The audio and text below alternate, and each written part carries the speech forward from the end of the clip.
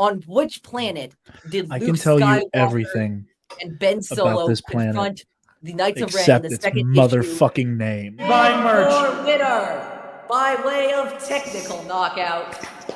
We have some beautiful renditions.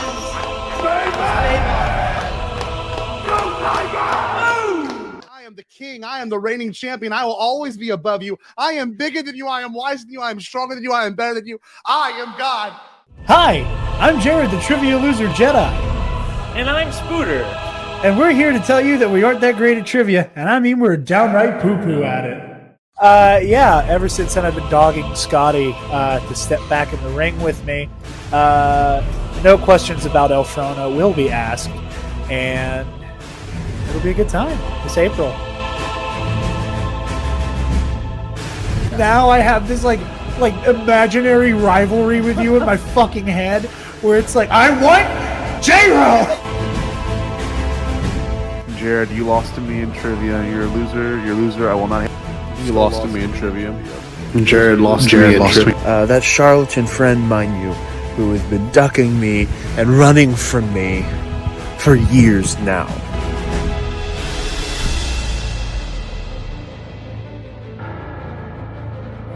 Your lust for J-Ro will destroy you. And you will learn to rue the day you underestimated the power of the Bi Republic. Is this your king? Is this your king?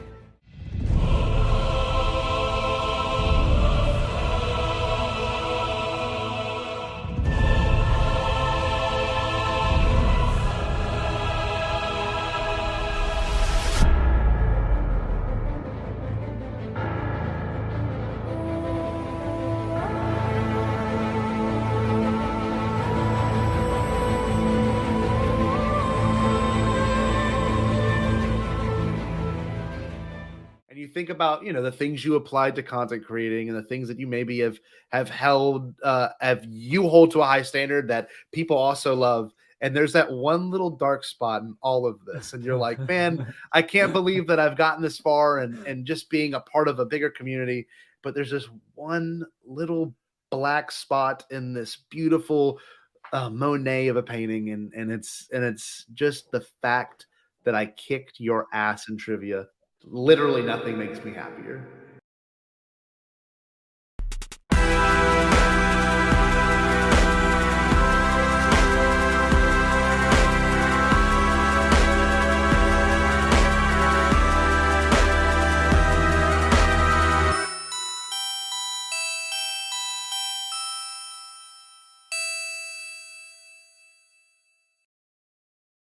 Hello there. Welcome back to Star Wars in a Galaxy, watching all the Star Wars we can get our hands on. I'm Jacob. I'm Eli.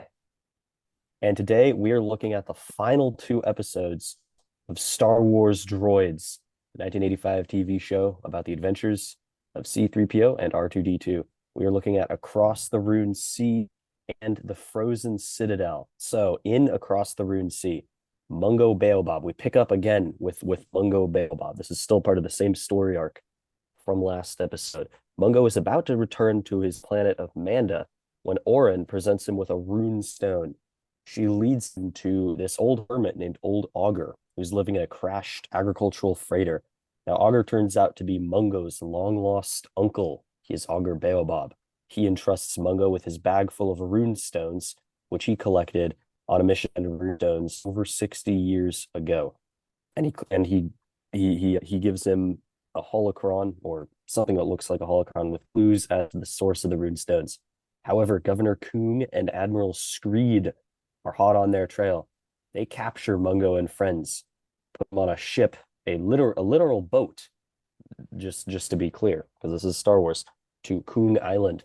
However, R2-D2 evades capture. He sneaks aboard the ship, and he ends up rescuing Mungo, Oren, and C-3PO, and they escape in a lifeboat. Then, in the finale, the Frozen Citadel, Oren and Oren's dad, Niels, are searching for the source of the Roonstones on the planet Roon. They reach a mountain called the Pinnacles of Twelfth. However, they see Koong flying by in his ship, and he sprays the Umbu Valley below, with a bioweapon, the Ruse disease. And Oren's mother is down there because the family lives in the Umbu Valley, which is, if we remember, it's the one province of Roon that Koong has been unable to take over because they're quite rebellious. So the disease, however, backfires and it leaks in Koong's ship and it infects Koong. So Koong and Screed is not infected. He saves himself with some quick thinking. They capture Oren and Niels back at their homestead in order to find a cure for Koong, since Niels is a skilled healer.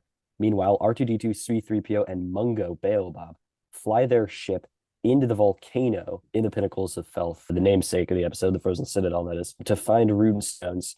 However, once inside, R2-D2 gets shrunk by a magical mirror. Don't ask. The droids and Mungo infiltrate Koong's base, which is in this mountain, and they reveal the Roonstones after they find them in order to make a deal with Koong to try and let everyone go and secure the planet Roon's freedom from his tyranny. However, when the Roonstones are revealed, Screed betrays Koong, claims the Roonstones, and claims the planet of Roon for the Empire. A brief scuffle ensues. Our heroes all escape, and Koong, he uses the cure incorrectly and he dies. And that is the end of Star Wars Droids. And Mungo also decides to leave R2 and 3PO with the Yom family on on Roon, going off to make sure that his dad's business is running well without him. Good point. Good addition. So yeah, we'll just jump into Roon Sea, across the Roon Sea. What do you think about this episode? This is an interesting episode. Right off the bat, I noticed for these past two episodes, they actually changed C-3PO's art style a little bit. His Interesting. pupils, I didn't notice that. they're now you didn't notice it? It was like the first No. thing I noticed. It's not a huge difference, but this is the kind of thing you notice when you're a seasoned Droids watcher. And I did a little research, and apparently the Korean animation studio that animated this was so overwhelmed that part of the American Canadian production team actually had to move to Korea for 8 months during production, and it ended up costing them around, I looked this up, it was, the budget was something like $600,000 per episode. So this was back then it was an astronomically, it was a very expensive for a Saturday morning.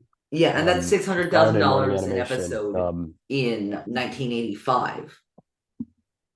Yeah, I couldn't find out. I couldn't confirm whether that number was adjusted for inflation or not, because it was a more recent article that I read. But either way, that's it was not a primary source. But either way, that's an astonishing amount of money for a show like this. I'm just curious. I just want to say something very quickly. That would be in today's money, it would be, well, that's not working. Let's see. That would be a bit over $1.5 million an episode, which is ridiculous. Wow. Like what was the budget for? I mean, another source says another source now is saying $250,000 per episode, so the 500 to 600,000 might be adjusted for inflation, or there might be contradicting sources, as there often are. I'm trying to think. Let's see, like, what's the budget of? Either way, I'm starting to see a pattern of behavior with George Lucas passion projects. I'm starting to see a bit of a pattern. That they cost a shit ton of money. Yeah, they get giant budgets.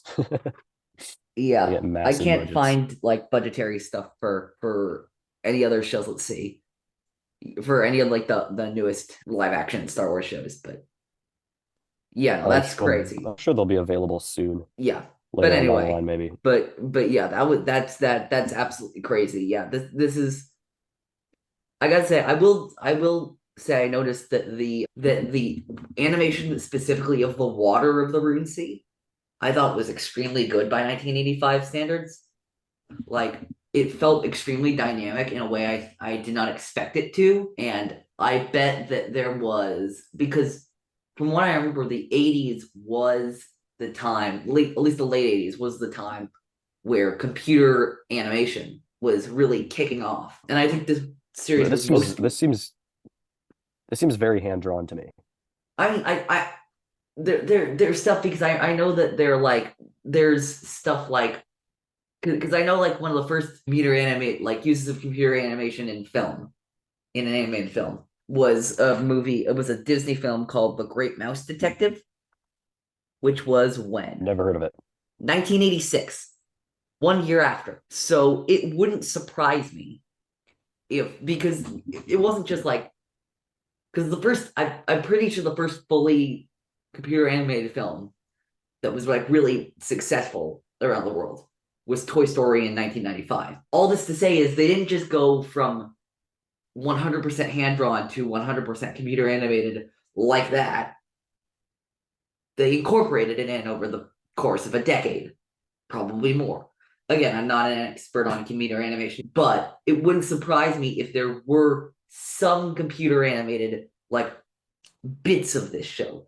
Seeing how Lucas and Lucasfilm has always, for its over 50-year history now, always had a thing about pushing the limits of technology, of ILM having like pushing the limits of technology, with creating ILM and creating the special effects for the original trilogy, with some of the first ever proper usages of CGI for the prequel trilogy, with some of the first usages of digitally creating live characters, and de-aging software for things like Leia in The Rise of Skywalker and Luke in Mandalorian and Book of Boba Fett, and of course then the volume in Mando, Book of Boba Fett, and Obi-Wan Kenobi. Like, Lucasfilm has always been that studio that has been pushing the limits of what technology can do, and it wouldn't surprise me.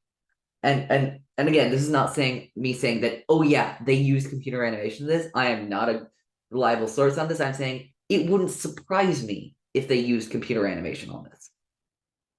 Given the art style, I would be pretty surprised. Knowing what I know about this show, I would be pretty surprised if they did use it. But I don't know. I guess I'm not an animation expert by any means. It is possible. Yeah.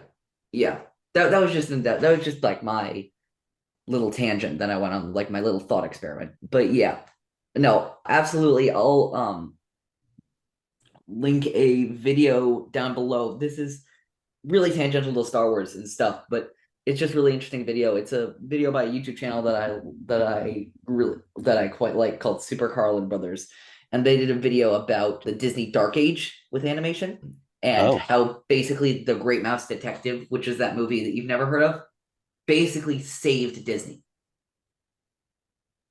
in the interesting late 70s, early 80s. Disney was doing so badly after Walt's death, and The Great Mouse Detective basically saved Disney's ass from bankruptcy. Interesting claim.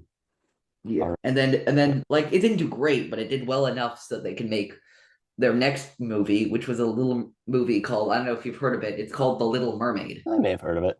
And then that kicked off Disney into like its second golden age, which we're still kind of living out now. Yeah. But yeah, let's go back to Droids. Yeah. So what do you... I think this episode is interesting because obviously we've gotten to know Mungo Baobab.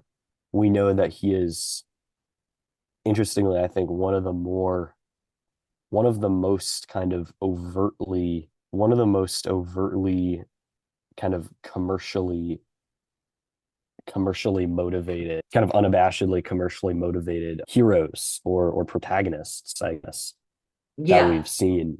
Maybe hero is a better word than protagonist, because if we look at the show as a whole, it's really just the C-3PO and R2-D2 show.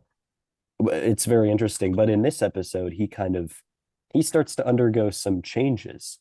He is the most, I would say he is the most fleshed out protagonist of the three of them, of Thal and Jan and Mungo. I'd say Mungo is the most fleshed out because he's the only one who goes through any meaningful, change or character development or anything like that, I would contend. Yeah, Thal, I would say, is probably the weakest one. I'm not sure what I consider Thal's character development is. Jan, you could make an argument that he learns to embrace the larger world around him and all that kind of stuff, and he learns to fight for a cause bigger than just himself and his uncle on Tyne's Horky. But when he I guess realized so, that yeah. that bigger cause at the end is literally the fascist space empire, Yeah. it kind of undermines a little bit of that. Not gonna lie to you. Yeah, fair enough. Fair enough. But with regards to Baobab, I absolutely agree that like Baobab, his arc is one of learning to, because I think he is a compassionate person already. It's not about like, oh, just not stop being so selfish. It's about him learning about the power of community and what community means to people and why it's so important to have one. Yeah, I mean, at the beginning of this episode and throughout this arc, he's very clearly, he's all about the money, even as he kind of falls for Orin in these episodes. At the beginning of this episode, he is so eager to just go and get the stones above all else. When Orin brings him a stone as a going away present, he's like, oh, a rune stone, we got to go get the, like, he doesn't even, I can't even remember, does he says thank you, but like he's just like, oh, it's all about the rune stones for him. And then he finds Augur, and Augur tells him, Oggem. he says, Oggem, pardon?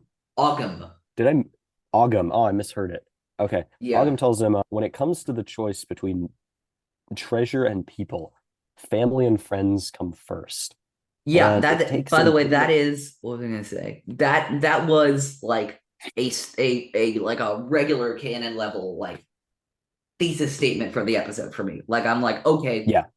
that's gonna come in handy sometime. Yeah, absolutely. Yeah, family and friends must come first, and that's a Star Wars lesson right there. That's I think my favorite thing about this episode is that I could hear that in a Star Wars movie. I could. Yeah. I could hear that line in a Star Wars film or a show. Like you don't need to change it at all. Like if you just inserted that line into the next episode of The Bad Batch, I would believe you. Yeah. And it's only when Mungo is pushed, throughout this episode, throughout this episode, you have Orin, begging him to not go after the rest of the runestones, the source of the runestones. She says, you already have enough runestones. You have this big bag of runestones that your long lost uncle left to you. Yeah. When he also, it is the most Star Wars thing ever that like his uncle just, like straight up passes away out of the mortal world as soon as he meets him. He's just like, I have someone to carry on my legacy now. Okay, I'm dead. Yeah. Like, I will say that this is interesting. Certified Ogden's Star death Wars is the moment. first organic being death in this whole series. And in the final 2 episodes, we get not one but 2 of them. They Droids was notorious, and I'm not saying this is a good or bad thing. I'm just saying they were notorious for not killing a single human or human or humanoid or like organic character in the first 11 episodes of this thing, if we're including Great Heap. And all of a sudden, in the last 2 episodes, they become fucking Game of Thrones or something, and they kill one character an episode. I mean, that's pretty tame for Game of Thrones, but I see where. No, I know, but like It is- like they ramp up their death count like just unexpectedly quickly. Yeah, it is because they so, at least compared to every other Star Wars, where every other Star Wars show, movie, what have you, where people are just dying left and right just because. It's interesting. It's almost like they had a line in the sand, but then at the end, They just decide to cross it for some reason. I guess not. So I was a little bit confused. I was willing to accept Yeah, with I don't like really with think with Oggem's death. Like with Oggem's death, I thought it was like this is like a Yoda parallel because Oggem very much filled that role. Oh, there's nothing left I have to say. There's nothing left I have to teach you. I'm like, okay, so it's not like no one killed Oggem. But then Koong is vanquished at the end, and I thought, oh, he was gonna run away and shake his fist. I'll get you someday, Mungo Baobab. Like a. But it's also not an endorsement or a Kylo Ren exit. But then he just straight up disappears. But it's also not necessarily. It's also not necessarily an embrace. They're not embracing killing, still, and I'm not saying that every death in media is necessarily an endorsement of killing people every time a person is killed. Certainly not. But it's still just interesting that they even as these two characters die, like They're not killed by like people. They're killed Oggem by Oggem other dies. things. Yeah, Oggem dies of old age, and Yeah. Koong dies kind of he dies as a direct result of his own cruelty of trying to drop a bioweapon. I guess my only question is why did they seem to even keep it more G-rated in previous episodes with people like Sizefrom or people like Kybo Ren? Like, why didn't they kill any of it would have been so easy for Kybo Ren to run off a cliff or something like that. That's a direct result of his own actions. That no one's killing him. It's just and it's not a criticism exactly. It's just strange. This show does a lot of things, and I think that this is a thing that actually I gotta say, we're recording our retrospective episode later today as well, and I'll talk about this then. But I think there is an element of Droids that I think Star Wars shows should be more willing to embrace, which is answering the question, why is this happening in the story? Why is X thing happening to the story? With the answer, because fuck you, we want it to. Like, Droids doesn't care what anybody thinks about it. Doesn't care. Doesn't care. It does it, and then it says fuck you if you disagree. And I'm not saying I agree with all decisions they made. I don't, but they do. They do some of the goofiest and wackiest shit I've ever seen in Star Wars in this episode. Or not in this episode, in this show. But they don't care. They'll embrace it completely full on. Yeah, that's kind of the show's. I mean, that's definitely the show's whole shtick. They love to play with the boundaries, play with the rules, and I appreciate it for that. But then, we get to the moment when Baobab finally kind of learns his lesson after an entire episode of putting his commercial interests and his greed, to be honest, ahead of the actual people around him. And then we have this moment when he's faced with either him and all his friends going down with the ship as they're sucking in this whirlpool, or chucking out the Roonstones to make their ship lighter and allow them to avoid the whirlpool. And he does that. Yeah, and he does after that. He chooses his friends over fortune and glory and getting the relics for himself, which, wait, is this an episode of Star Wars or is this an episode of Indiana Jones? Because this is across the Roon Sea, and I will say this 100%. I've been comparing a lot of these episodes to other Lucasfilm properties. This is the how when I compared the Trigon to the Malevolence. This is the Indiana Jones of droids. Just like next episode is the Blue Shadow virus of droids. The Blue Shadow virus. That was an episode. That was an episode. That was, and you can't tell me that Governor Koong isn't the Nouveau Vindy role in this episode. Yeah. Except for he actually meets a worse fate than Nouveau Vindy somehow. Yeah, he deserved it. Not a pleasant guy. Not a pleasant guy at all. Governor Koong, and we'll get to this, but Koong learns the lesson the hard way that so many other people learn. Making a deal with the Empire is never going to work. Yeah, that's another one of the lessons is they will always betray you, and I thought that lesson was extremely well conveyed in the Frozen Citadel, and I thought it was very like it fits with a lot of other Star Wars stories. Yeah, it definitely fits with the. You make a deal with the devil and you become them. It definitely fits into Star Wars's commentary on authoritarianism and fascism. Like in the previous episodes, the show really explored the idea of how, runaway capitalism, commercial exploitation is really used. The Empire really uses corporate greed as a tool to accomplish its goals. But at the end of the day, the Empire is still just out for the Empire. Like you can as an industrialist who wants to work with the Empire, as a corporate interest in this universe, you can convince yourself that, the Empire, you say something, maybe the Empire cares about, business, they're pro-business, whatever No, they don't. you ever want to say. They don't. They're just straight up crazy. Like, They only care about consolidating their own power. they're not actually pro-business. Cough, cough, fascism, cough, cough, Yep. modern day right-wing authoritarianism. Yep. Cough, cough. Can I make myself any clearer? Okay, soapbox moment. But yeah, and then the next episode, it's interesting. Sorry, go ahead. I was gonna say let's wrap up stuff from this episode. Okay, yeah. What else you got? Because the main threads just kind of continue into the next episode. But yeah, there are two things. I will say that first one, when I was comparing Oggem to Yoda earlier, that was not just something I thought of in the moment. Like, very much, I'm not saying that Oggem is force sensitive, though wouldn't it be cool if he was? But he does feel that Obi-Wan Kenobi, like, they literally say, oh, old Oggem lives out beyond the Bantha graveyards. And that sounds an awful lot to me like, oh, old Ben lives out beyond the Jundland wastes. He's a crazy old hermit.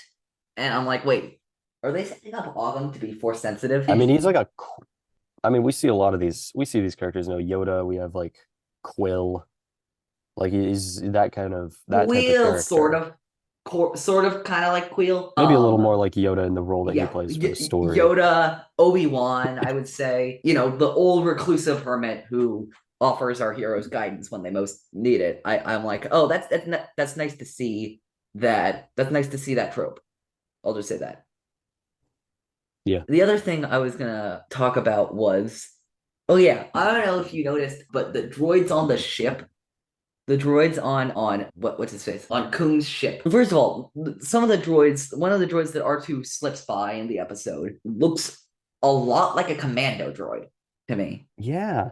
And I then didn't notice that, but the drones that they send after Baobab and his forces after they manage to escape. You can't convince me that those aren't vulture droids or hyena bombers. And so I have this headcanon that I'm going to use now, which is that a lot of Koong's fleet is just scavenged Separatist military assets. It's possible, yeah. And obviously, they didn't know who the Separatists were when they were writing this and blah, blah, blah. But I like the idea of, like, retconning that in. Of the idea that, yeah, this whole idea is that that Koong's fleet is scavenged Separatist material. I think that's a really cool idea, and I'd love to see, like, that's actually what I'd love to see, is the legacy of the Separatist alliance. And we've been getting it a bit in the Bad Batch. We got it a bit in Rebels for a few episodes, but the droid army was shut down at the end of Revenge of the Sith, but it's not like this, like, Separatist ideals and Separatist, like, iconography just vanished. I mean, obviously the Empire probably made that shit illegal, but just making something illegal doesn't mean that it automatically 100% disappears. I mean, we got the last battle in Rebels. Yeah, that's what I was thinking of, last battle, and I was thinking of, like, stuff like the two-part arc in the beginning of season 2 of the Bad Batch, and some other stuff like Common Ground from season 1 of the Bad Batch. We know that Cal in Jedi Survivor is going to be facing a lot of former Separatist droid units on that planet Kobo that he's starting out on. We're recording this, we're about, I'd say, a month and a half out as of the date of this recording from Jedi Survivor, so I don't think this is going to come out after Jedi Survivor releases. I think this should come out before, but, like, I'm going to look back on this in, like, 2 months, and I'm going to say, yeah, I was completely on the money there, or no, I was completely wrong. Like this was like, oh, Jedi Survivor had a big message about the Separatists, or oh no, they were just in the game just to be in the game. One of those two things is I'm sure going to happen. So future Eli's going to love this. What was I going to say? But yeah, I thought that was an interesting idea, and I hope to see. And they hinted about this, and I hope they talk about this with Andor, actually. because it's very well established that Cassian, in his youth, was a Separatist sympathizer. Yeah. And it was established in legends a lot that there's this idea that a lot of the early rebel cells came from former Separatist factions. So how did Separatist ideology play into the foundation of the Rebel Alliance? And how did that conflict or not with, people like Mon and Bail, who, created the alliance as an idea of the idea of the alliance to restore the Republic. And they were obviously Republic sympathizers during the Clone War. And so so I'm interested to see if that, and like, I think, I'm not sure if we know this, but wasn't Anto Krieger a Separatist? Let me check that. I mean, I think Anto Krieger was a Separatist. Yeah, he was a former Separatist.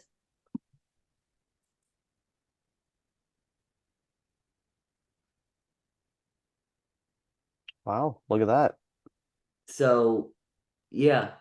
That's something that really could be explored more, I think, is kind of the separatist rebel, connection, if any, and maybe some of the ex-separatists versus Republic loyalists who then in the foundation of the Rebel Alliance, became rebels. What's the difference between a separatist and a rebel? Some people maybe think there is a big difference. Some people maybe don't. Like what would how would someone like Mon Mothma, kind of look back on the Clone Wars with the knowledge that they now have? That could be very interesting. I'd like and to I see actually something hope like that comes up in conversation between Mon and Cassian, because there's a 0% chance.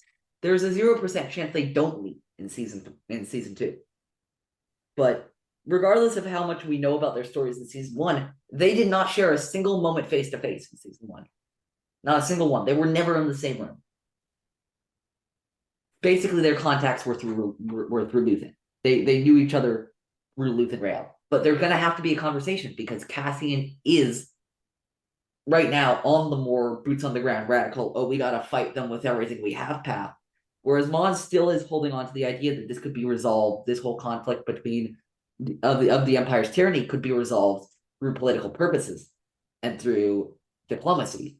And there's obviously going to be a place where she's going to go from that. And I think this is an idea that all credit to friend of the show, Alden Diaz, Tapestry Man, Octo Radio. Go check it out. Fucking great show. Love, how does she get from, I'm not sure that violence is the best way, we should solve this through diplomacy, to let's blow up that Death Star. Let's blow up that motherfucker.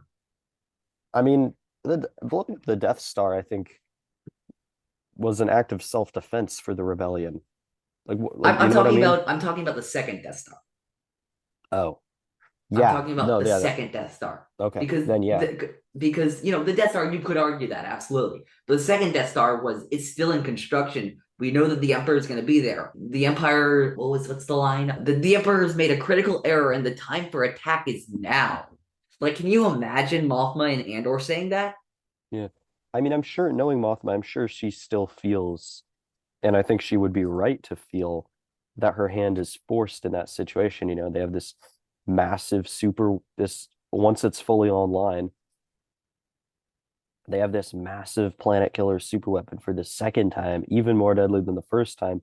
And this time, they have the experience from last time. They learned from their mistakes. It really could be almost indestructible this time, for the sake of the galaxy and for the sake of the rebellion, for the future of the rebellion. You can't let something like that happen, really, I think. So I think that in her framework, I think she would be just. I think a preemptive strike would be fully justified, especially that they're already. I'm not trying to say that her thing is unjustified. I'm just trying to say that former Mon, I think, would think that would be unjustified. I couldn't see Mon of season 1 of Andor making that decision. I just couldn't. You saw how long it took her to agree to the thing with Lita and the daughter of Davos Skulden and the son of Davos Skulden. Like that took her like a good episode to be like, yeah, I'm willing to do this. Yeah, fair enough.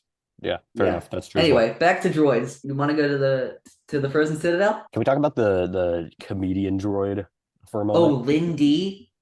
I thought Lindy was something else, man. Like of all the things this show does with the droids and the way that it kind of pushes the boundaries and blurs the lines of droid versus person, Lindy is kind of wild. Lindy was just like, all right, I see what they were going for, but not my thing. I don't hate Lindy by any stretch of the imagination. I just was like, they tried.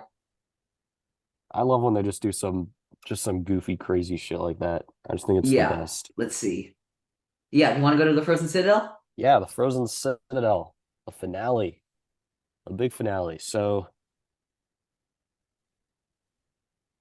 where do we start with this episode? Koong releases the ruse virus, which, by the way, is a virus so extreme. It's a biological weapon so extreme that the galactic fucking empire is like, yeah, this guy's going too far. Yeah, of all the people, Screed of all people is like, yo, don't use this. That's how crazy. You know Koong's a bad guy. Is that even Screed's like, yo, man, take it back a little bit. You gotta calm down. Although I will say that Screed's issue was not with its extremity, but with its effectiveness. Because he said like the Empire used it at the Battle of whatever it is. I forget the throwaway line, but what was I gonna say? Let's see, the ruse sickness. I'm gonna look at this. What was it? The Mavin conflict. Yeah, because it was ineffective in the Mavin conflict, whatever that is. Well, it wasn't ineffective here. Yeah. Koong literally disappeared into thin air. Yeah. No, but yeah. It wasn't that it was ineffective. It was that it eliminated as many Imperial troops as it did rebels. Yeah. So like they didn't have a good protocol for using it, so they were just like, yeah, we shouldn't do this until we more fully understand like the consequences of doing this. But Koong was like, yeah, no, fuck it, we're gonna do it. Koong was like, yeah, fuck it, we gotta release this. What is, I can't even remember, what is his rationale for releasing it? Is just, I think he says like, oh, the vegetation will grow back in a year. So first of all, wait, this like is a virus so bad that not only does it destroy humans and humanoid species, it defoliates the environment. Like, yeah. And you thought this was a good idea to. Well, Koong is the classic Clone Wars, O.C. Sobek, Mirage Sintel, Nouveau Vindi is also a good example. Lockdurd, all those secondary villains who Count Dooku was like, hey, you better not fuck this up. And they're like, no, Count, I won't fuck this up. And they immediately fuck this up. Like that, you just replace Dooku with Screed and any of the TCW generic villains. And I like a lot of those goofy ass like O.C. Sobek or all or all those like I love those guys. This is not a slight on the underlings. Yeah, the underlings. But replace them with Governor Koong, and that's this episode. Like Koong is like, he's failed now he's failed 3 times in a row. With the Tale of the Rune comments, with the Rune games, and then with the freaking the sea thing, the whirlpool incident. Yeah, he's the classic villain underling, and I mean, yeah, he and his relationship with one of the best parts of the show, I think, is his dynamic with Admiral Screed. It's that prototypical bad boss underling kind of Star Wars. At least in Star Wars, it's prototypical of that kind of relationship. What does he say? What does Screed? Screed says, what is it? It doesn't surprise me that the one area on this planet worth having is the one that you can't capture.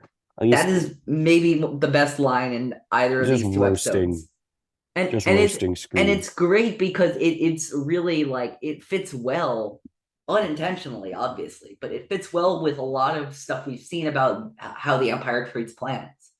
And how the Empire treats society. This makes me think back to Lothal in Rebels. Makes me think back to Aldani in Andor. the idea that, the Empire doesn't value the planets as members of their society, but for their resources. Because the Empire has all the other parts of the planet, but it doesn't have the most valuable part, so it doesn't have anything as far as it's concerned. Yeah. It's nothing worth taking for the Empire. Yeah, it's all about like, gimme greed of the resources without valuing any of that and stuff like that. They valued Lothal because of its location in the galaxy for mining purposes, and also because the Emperor was interested in the world between worlds and shit like that. But Lothal was a people, and Lothal was,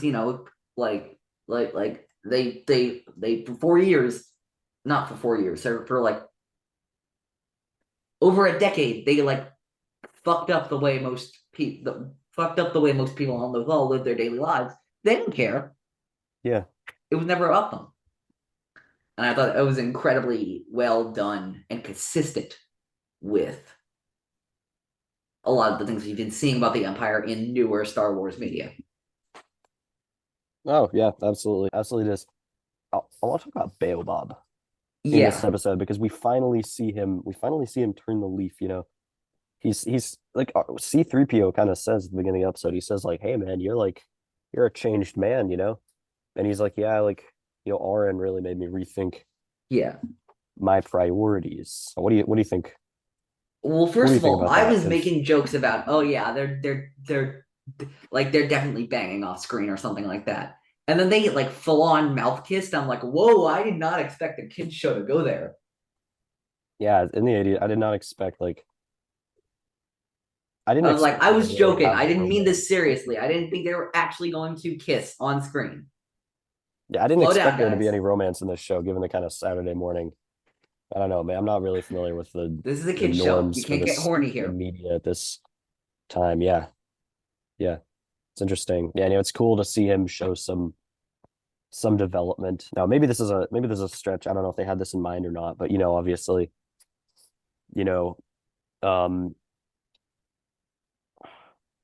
blanking on the name now. Mungo, obviously, he's always after the treasure. But Oren, her name sounds an awful lot like Orum, or it's Latin for gold. Gold. Okay. So that's very funny. Star Wars being Star Wars, they love their symbolic names. I wonder if that's a little hint saying, hint, hint, hey Mungo, maybe the real treasure is what your uncle said. Maybe it's really about people, the family and friends. Not the I would say that is the stupidest idea I've ever heard, except for one thing. This is Lucas.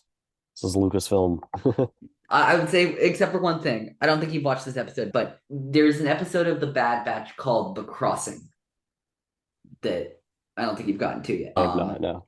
The Bad Batch go into they're forced into a mine for an element called Ipsium. And there's a lot of emotional development in that episode, especially for Omega and Crosshair, because of a major event that happened the episode before then that I won't say because, spoilers. Ipsium, if you remove an I from that word, it's the Latin word ipsum. And ipsum means him or her or themself. So they were mining ipsium in the ore, in the cave, but they were also finding themselves.